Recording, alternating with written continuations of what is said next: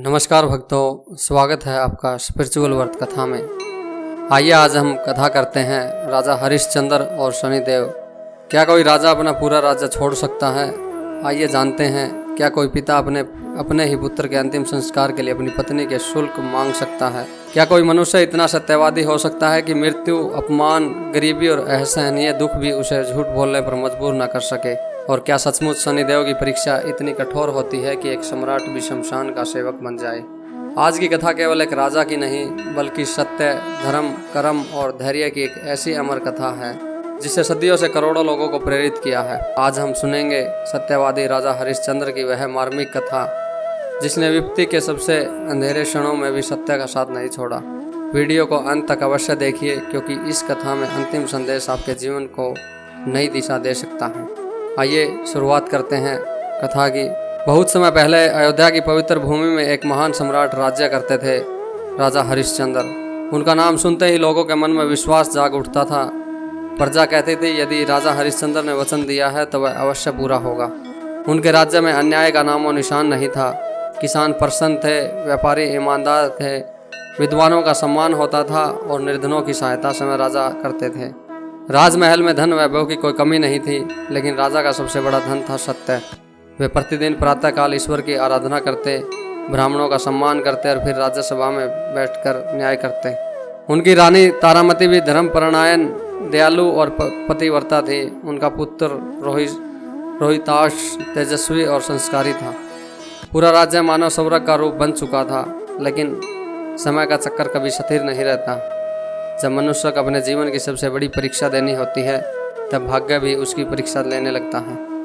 कहा जाता है कि एक दिन देवलोक में महान ऋषि, देवता और दिव्य शक्तियां एकत्रित हुई। वहां चर्चा चल रही थी, धरती पर सबसे सत्यवादी मनुष्य कौन है। अनेक नाम लिए गए, पर अंत में सभी की वाणी एक ही नाम पर आकर ठहर गई, राजा हरिश्चंद्र। उसकी सत्यनिष्ठा की कृति तीनों लोकों में फैली हुई थी। तभी प्रश्न उठा, क्या उनका सत्य सुख में ही है या दुख में भी अटल रहेगा? यही वह क्षण था जहाँ से एक ऐसी परीक्षा प्रारंभ हुई जिसने इतिहास बदल दिया। लोक परंपराओं में माना जाता है कि जब मनुष्य के जीवन में कठिन ग्रह दशा या शनि की कठोर परीक्षा आती है, तब उसका धैर्य, कर्म, चरित्र परखे जाते हैं। राजा हरिश्चंद्र के जीवन में विपत्ति के बादल घिरने लगे। महल में सब कुछ पहले जैसा था, लेकिन वातावरण बदल चुका था। राजा के मन में एक अनजानी बेचैनी रहने लगी। रानी ने पूछा, महाराज क्या कोई चिंता है? राजा मुस्कुराए और बोले, धर्म के मार्ग पर चलने वाले को किसी बात का भय नहीं होना चाहिए। जो भी होगा ईश्वर की इच्छा से होगा। उन्हें नहीं पता था कि आने वाले दिनों में उनका जीवन पूरी तरह बदलने वाला है। रात गहरी हो चुकी थी, राजमहल शांत था, आकाश में बादल छाए हुए थे। धीरे धीरे हवाएं तेज होने लगी, मानो प्रकृति समय किसी महान घटना की प्रतीक्षा कर रही हो। राजा हरिश्चंद्र ध्यान में बैठे थे। उन्हें यह आभास नहीं था कि अगले ही दिन उनके जीवन की सबसे कठिन परीक्षा आरंभ होगी। एक ऐसी परीक्षा जिसमें उनका राज्य, धन, परिवार और सम्मान सब छीन जाएगा। लेकिन एक चीज़ कोई नहीं छीन पाएगा, उनका सत्य। और यही सत्य उन्हें अमर बना देगा। क्या सचमुच एक सम्राट अगले ही दिन भिखारी बन जाएगा? क्या इसका वचन उसे सब कुछ त्यागने पर मजबूर कर देगा? इन सभी प्रश्नों का उत्तर मिलेगा। एक रात राजा हरिश्चंद्र गहरी निद्रा में थे। उसी समय उन्हें एक अद्भुत स्वप्न दिखाई दिया। स्वप्न में एक तेजस्वी महर्षि उनके सामने प्रकट हुए। उनके मुख पर अद्भुत तेज था और नेत्रों में तपस्या की अग्नि। वे थे ऋषि विश्वामित्र। महर्षि ने गंभीर स्वर में कहा, राजन, यदि तुम समय को सत्यवादी कहते हो तो मुझे वचन दो कि जो मैं मांगूंगा वह अवश्य दोगे। राजा ने बिना किसी संकोच के हाथ जोड़कर उत्तर दिया, भगवान, यदि यह धर्म के विरुद्ध नहीं होगा तो मैं अपना सर्वस्व भी अर्पित कर दूंगा। महर्षि मुस्कुराए और स्वप्न समाप्त हो गया। प्रातःकाल राजा जागे तो उन्हें लगा कि यह केवल एक स्वप्न था, किंतु उन्हें ज्ञात नहीं था कि यह स्वप्न उनके जीवन का निर्णायक मोड़ बनने वाला है। अगले दिन राज्यसभा सजी हुई थी। मंत्री, सैनिक, विद्वान और प्रजा उपस्थित थे। तभी सभा के द्वार पर एक दिव्य तेज दिखाई दिया। महर्षि विश्वामित्र समय राज्यसभा में प्रवेश कर चुके थे। राजा तुरंत सिंहासन से उतर आए, उनके चरणों में प्रणाम किया और आदरपूर्वक आसन ग्रहण करने का आग्रह किया। महर्षि ने राजा की ओर देखा और बोले, राजन, क्या तुम अपने वचन को याद रखते हो?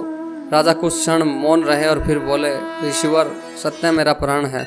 मैं अपने प्रत्येक वचन का पालन करता हूँ। महर्षि विश्वामित्र ने शांत स्वर में कहा, तो मुझे अपना संपूर्ण राज्य दान कर दो। सभा में सन्नाटा छा गया। मंत्रियों के चेहरे पर चिंता थी। रानी तारामती स्तब्ध रह गई। प्रजा के हृदय की धड़कन मानो रुक गई।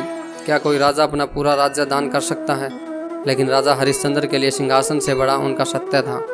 उन्होंने बिना किसी विरोध के अपना मुकुट उतारा, राजदंड नीचे रखा और दोनों हाथों से अपना राज्य विश्वामित्र के समर्पित कर दिया। उन्होंने कहा, आज से यह राज्य आपका है, मैं केवल अपने वचन का पालन कर रहा हूँ। राजा दान देने के बाद राजा जाने लगे। तभी महर्षि ने उन्हें रोकते हुए कहा, राजन, दान तभी पूर्ण माना जाता है जब दानदाता दक्षिणा भी दे। राजा ने विनम्र से उत्तर दिया, ऋषिवर, अब तो मेरे पास कुछ भी नहीं बचा। महर्षि बोले, मुझे दक्षिणा चाहिए, समय सीमा भी है, यदि दक्षिणा नहीं दोगे तो तुम्हारा दान अधूरा माना जाएगा। राजा ने बिना विवाद किए उत्तर दिया, मैं अवश्य दक्षिणा दूंगा, चाहे इसके लिए मुझे अपना सब कुछ बेचना पड़े। अब वह क्षण आ गया कि जिसकी किसी ने कल्पना भी नहीं की थी। राजा हरिश्चंद्र, रानी तारामती और छोटे राजकुमार रोहिताश साधारण वस्त्र पहनकर महल से बाहर निकल पड़े। न कोई हाथी, न कोई घोड़े, न सैनिक, सिर्फ एक परिवार जिसने सत्य की रक्षा के लिए अपना सब कुछ त्याग दिया था।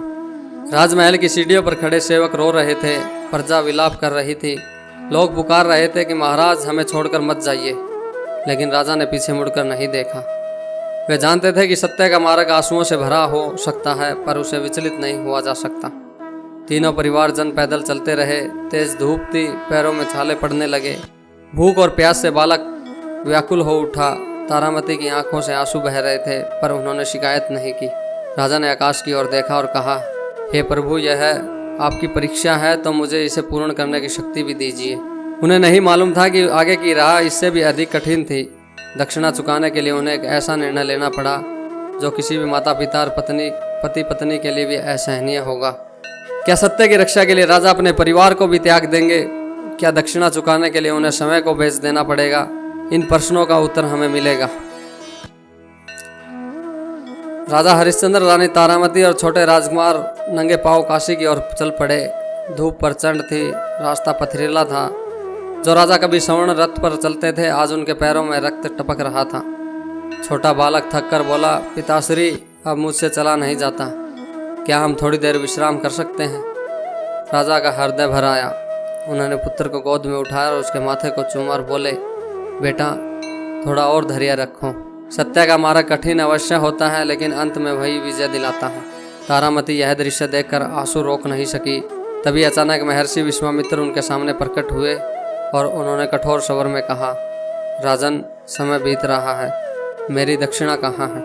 राजा ने विनम्र होकर उत्तर दिया, ऋषिवर, मुझे थोड़ा और समय दीजिए, मैं अपना वचन अवश्य निभाऊंगा। महर्षि बोले, याद रखना, सत्यवादी वही है जो समय पर अपना वचन निभाए। इतना कहकर वह अंतर्ध्यान हो गए। राजा समझ चुके थे कि वे कोई त्याग करना पड़ेगा। काशी पहुंचकर राजा ने चारों ओर देखा। अब उसके पास न धन था न कोई सहारा। उन्होंने भारी मन से तारामती की ओर देखा और दोनों की आंखें मिली। बिना कुछ कहे दोनों समझ गए कि अब क्या करना होगा। तारामती ने स्वयं कहा, स्वामी, यदि मेरे बिक जाने से आपका वचन पूरा होता है तो बिना संकोच ऐसा कीजिए। धर्म और सत्य की रक्षा सबसे बड़ी है। राजा की आंखों से आंसू बहने लगे और उन्होंने कहा, देवी, एक पति के लिए इससे बड़ा दुख क्या होगा कि वह अपनी पत्नी को बेच दे। तारामती ने शांत स्वर में उत्तर दिया, यह हमारा त्याग नहीं, धर्म की सेवा है। उसी समय एक वृद्ध ब्राह्मण वहां आया और उसे घर के कार्यों के लिए एक सेविका चाहिए थी। राजा ने कांपते हुए स्वर में कहा, यदि आप उचित समझे तो मेरी पत्नी आपकी सेवा करेगी। बालक की माँ का हाथ पकड़कर रोने लगा, माँ, मुझे छोड़कर मत जाओ। ब्राह्मण ने कहा, यदि बालक भी साथ रहेगा तो वह आश्रम के कार्यों में सहायता कर देगा। तारामती ने पुत्र को सीने से लगा लिया। उनकी रुलाई फूट पड़ी। राजा हरिश्चंद्र दूर खड़े सब कुछ देख रहे थे। उनका हृदय टूट चुका था, लेकिन उनका संकल्प नहीं टूटा। वह दृश्य इतना करुण था कि वहां उपस्थित लोगों की आंखें भी नम हो गई थी। तारामती और रोहिताश धीरे धीरे दूर चले गए। रोहिताश बार बार पीछे मुड़कर अपने पिता को देख रहा था और राजा अपनी आंखों के सामने अपने परिवार को बिछड़ते हुए देख रहे थे।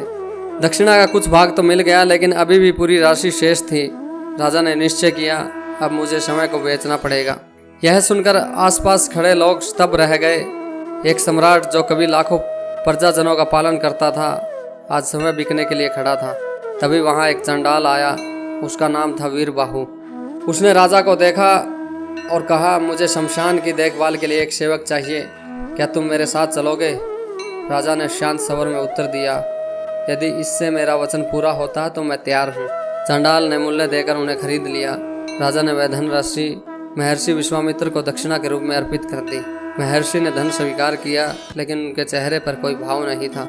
परीक्षा अभी समाप्त नहीं हुई थी, असल परीक्षा तो अब शुरू होने वाली थी। चांडाल राजा हरिश्चंद्र को काशी के विशाल शमशान की ओर ले गया। चारों ओर धुआएं, जलती चिताएं, रोते हुए लोग, राख से ढकी धरती और मृत्यु। लेकिन उनकी परीक्षा की अभी शुरुआत हुई थी। जहाँ गंगा की पवित्र धारा बहती थी, वही नगर के बाहर एक विशाल शमशान था। दिन रात जलती चिताएं, चारों ओर धुआं, वातावरण में गहरी निस्तब्धता। यही अब कभी अयोध्या का सम्राट रहने वाला। चंडाल ने कठोर स्वर में कहा, आज से यही तुम्हारा घर है। यहाँ तुम्हारा धर्म केवल एक है, शमशान के नियमों का पालन। बिना शुल्क किसी का अंतिम संस्कार नहीं होगा। राजा हरिश्चंद्र ने सिर झुका दिया और उन्होंने मन ही मन कहा, मैं अब राजा नहीं, मैं सेवक हूँ, और सेवक का पहला धर्म है कर्तव्य। जो हाथ कभी राजदंड धारण करते थे, वे अब लकड़ियाँ उठाने लगे। जो चरण कभी फूलों से सजे महलों में चलते थे, वे अब राख और धूल पर चल रहे थे। जो राजा कभी हजारों सैनिकों को आदेश देते थे, वही अब अपने स्वामी के आदेश पर हर कार्य कर रहे थे। लेकिन एक बात नहीं बदली, उनकी आंखों में सत्य का तेज आज भी वैसा ही था। उधर रानी तारामती भी कठिन जीवन जी रही थी। वह दिन रात सेवा करती, थक जाती, भूखी रहती, लेकिन अपने पुत्र को धर्म और सत्य की शिक्षा देना नहीं छोड़ती। वह कहती, बेटा हम गरीब हो सकते हैं, लेकिन असत्य का सहारा कभी नहीं लेंगे। बालक मासूम था, पर अपने पिता की महानता समझने लगा। दिन बीतते गए, महीने बीत गए। राजा और रानी एक दूसरे से दूर थे। उन्हें यह भी नहीं पता था कि दूसरा जीवित है या नहीं, लेकिन दोनों के मन में एक विश्वास था, सत्य की रक्षा करने वाला भगवान कभी साथ नहीं छोड़ते। एक सुबह तारामती अपने स्वामी के लिए फूल चुनने जंगल गई। रोहतास भी उनके साथ गया। वहाँ पेड़ों के बीच खेलते खेलते आगे निकल गया। अचानक झाड़ियों में छिपे एक विषैले सर्प ने उसे डस लिया। रोहितास दर्द से चिल्लाया। माँ तारामती दौड़ी। उन्होंने अपने बेटे को अपनी गोद में उठा लिया। वह रोती रही, भगवान से प्रार्थना करती रही, लेकिन धीरे धीरे रोहितास का शरीर शांत हो गया। माँ की गोद शून्य हो गई, उसकी दुनिया उजड़ चुकी थी। तारामती फूट फूट कर रोने लगी, हे प्रभु, हमें कौन सा अपराध किया है? राज्य गया, सुख गया, पति बिछड़ गए और अब मेरा बेटा भी चला गया। लेकिन आंसू पोंछकर उन्होंने समय को संभाला और उन्होंने सोचा, मेरे पुत्र का अंतिम संस्कार तो करना ही होगा। उन्होंने अपने बेटे के निर्जीव शरीर को गोद में उठाया। नंगे पैर, फटे हुए वस्त्र, आंखों में अथाह पीड़ा, और वह अकेली शमशान की ओर चल पड़ी। उन्हें क्या पता था कि जिस शमशान में वह जा रही है, वहाँ उनका सामना उसी व्यक्ति से होगा जिसे वह अपना सब कुछ मानती थी। उधर शमशान में राजा हरिश्चंद्र अपने कर्तव्य पर डटे हुए थे। उन्हें दूर से एक स्त्री दिखाई दी, जिसकी गोद में एक मृत बालक था। राजा ने अभी उसका चेहरा नहीं देखा था, लेकिन नीति ने दोनों को आमने सामने लाने की तैयारी कर ली थी। यही वह क्षण था जो इतिहास का सबसे मार्मिक दृश्य बनने वाला था। क्या राजा हरिश्चंद्र अपनी ही पत्नी को पहचान पाएंगे? क्या वे अपने ही पुत्र का अंतिम संस्कार बिना शुल्क होने देंगे? इन प्रश्नों का उत्तर जानने के लिए हम आगे की ओर बढ़ रहे हैं। काशी का वह शमशान, जहाँ दिन रात चिताएं जलती थी, जहाँ हर आने वाला अपने किसी प्रियजन को अंतिम विदाई देने आता था, उसी शमशान में आज एक ऐसी घटना घटने वाली थी जिसे सुनकर समय देवताओं की आंखें भी नम हो गई। रानी तारामती फटे हुए वस्त्र, बिखरे हुए बाल, आंखों में आंसू और गोद में अपने इकलौते पुत्र का निर्जीव शरीर धीरे धीरे शमशान की ओर बढ़ रही थी। हर कदम पर उनके आंसू धरती पर गिर रहे थे। वह बार बार अपने पुत्र के चेहरे को देखती और कहती, बेटा एक बार अपनी माँ को पुकार लो, सिर्फ एक बार। लेकिन अब कोई उत्तर नहीं आने वाला था। उधर राजा हरिश्चंद्र अपने कर्तव्य पर अडिग रह खड़े थे। उन्होंने दूर से एक स्त्री को आते देखा और नियम के अनुसार वे आगे बढ़े और शांत स्वर में बोले, देवी, अंतिम संस्कार से पहले शमशान का निर्धारित शुल्क देना होगा। तारामती ने धीरे धीरे अपना चेहरा ऊपर उठाया और राजा ने भी उसकी ओर देखा। दोनों की नजरें मिली और समय जैसे थम गया हो। यह उनकी अपनी पत्नी थी। गोद में पड़ा बालक उनका अपना पुत्र था। राजा का हृदय भीतर से टूट गया, लेकिन उनके चेहरे पर कर्तव्य का संयम बना रहा। तारामती की आंखों में आंसू बह निकले थे। उन्होंने कांपती आवाज में कहा, स्वामी, क्या आप मुझे पहचानते नहीं? राजा की आंखें भी भर आई। उन्होंने धीमे स्वर में उत्तर दिया, देवी, मैं आपको पहचानता न, और यह भी जानता हूँ कि यह मेरा पुत्र है। कुछ क्षण के लिए दोनों मौन रहे। शमशान की जलती चिताओं के बीच केवल आंसुओं की भाषा बोल रही थी। राजा ने अपने आंसू पोंछे और फिर दृढ़ स्वर में कहा, लेकिन मैं इस समय राजा नहीं, मैं शमशान का सेवक हूँ। मेरे स्वामी का आदेश है कि बिना शुल्क किसी का अंतिम संस्कार नहीं हो सकता। तारामती सतर्क रह गई और उन्होंने कहा, स्वामी, मेरे पास देने के लिए कुछ भी नहीं है। मैं निर्धन हूँ, मेरे पास केवल यह फटा हुआ वस्त्र है। राजा ने आंखें बंद कर ली। एक और पिता का हृदय रो रहा था, दूसरी ओर करते हुए उन्हें रोक रहा था। तारामती ने अपने शरीर पर पहनी साड़ी का आधा भाग फाड़ लिया। वह उसे दोनों हाथों से राजा की ओर बढ़ाते हुए बोली, यदि यही मेरे पुत्र के अंतिम संस्कार का मूल्य है तो इसे स्वीकार कर लीजिए। शमशान में उपस्थित लोग यह दृश्य देखकर रो पड़े। एक माँ अपने मृत पुत्र के संस्कार के लिए अपना अंतिम वस्त्र भी अर्पित करने को तैयार थी, और एक पिता अपने ही पुत्र के लिए भी नियम नहीं तोड़ रहा था। उसी क्षण आकाश में तेज प्रकाश फैल गया, शंखनाद होने लगा, दिव्य पुष्पों की वर्षा होने लगी। महर्षि विश्वामित्र प्रकट हुए और उनके साथ अनेक देवता भी उपस्थित हुए। महर्षि बोले, राजन, आज तुम्हारी परीक्षा पूर्ण हुई। तुमने सिद्ध कर दिया कि सत्य और धर्म के लिए तुम अपना सर्वस्व त्याग सकते हो। तभी दिव्य आशीर्वाद से रोहिताश ने धीरे धीरे अपनी आंखें खोल ली। तारामती आश्चर्य से अपने पुत्र को देखने लगी और वह जीवित हो चुका था। राजा हरिश्चंद्र की आंखों से आनंद के आंसू बहने लगे।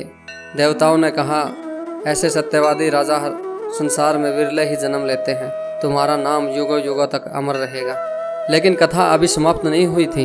अब समय शनिदेव प्रकट होकर बताएंगे कि कठिन समय क्यों आता है और क्यों सच्चे मनुष्य की परीक्षा सबसे अधिक होती है। क्या शनिदेव राजा हरिश्चंद्र को उनका राज्य वापस देंगे? क्या सत्य की इस महान परीक्षा का अंतिम फल पूरी मानवता के लिए एक संदेश बनेगा? आइए इन प्रसंगों के बारे में जानने के लिए हम आगे बढ़ते हैं और कथा का श्रवण करते हैं। नीले आकाश के मध्य एक गहरा प्रकाश चमका। गंभीर स्वर चारों ओर दिशाओं में गूंज उठा। राजा ने हाथ जोड़कर ऊपर देखा। उनके सामने न्याय के देवता शनि महाराज विराजमान थे। उनके मुख पर गंभीरता थी, लेकिन नेत्रों में करुणा भी झलक रही थी।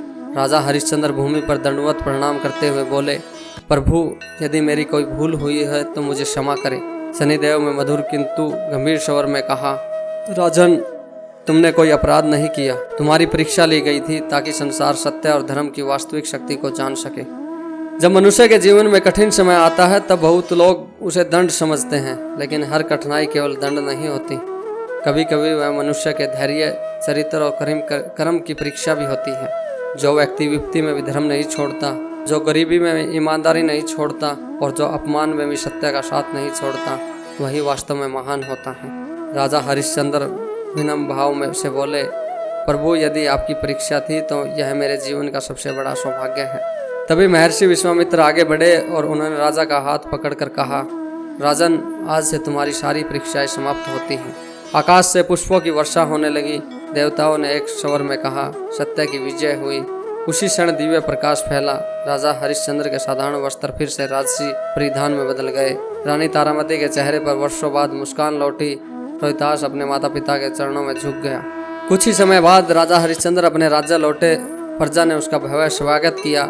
सड़कों पर दीप जलाए, मंदिरों में घंटे बजे, चारों ओर एक जय घोष सुनाई दिया, सत्यवादी राजा हरिश्चंद्र की जय।